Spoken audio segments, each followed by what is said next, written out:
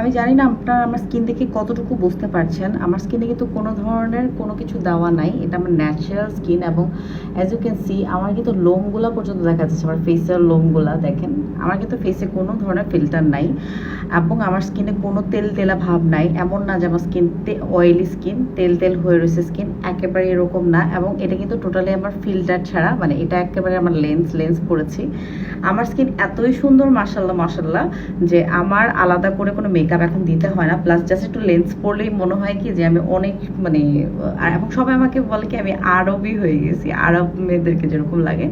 এবং আমি মনে করি যে প্রতিটা মেয়ের একটা জিনিস লাইফে ইউজ করা খুবই ইম্পর্টেন্ট, সেটা হচ্ছে ময়শ্চারাইজার।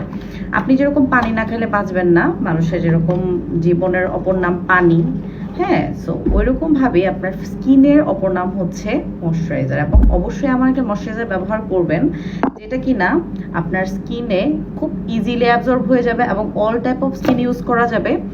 অয়েলি হোক, ড্রাই হোক, ওভার সেন্সিটিভ হোক, অ্যাকনে প্রন স্কিন হোক, এটা হচ্ছে এই টাইপের একটা ময়শ্চারাইজার। এবং এই কারণে কিন্তু বিউটোলজির সব কাস্টমার এটা খুব বেশি পছন্দ করে।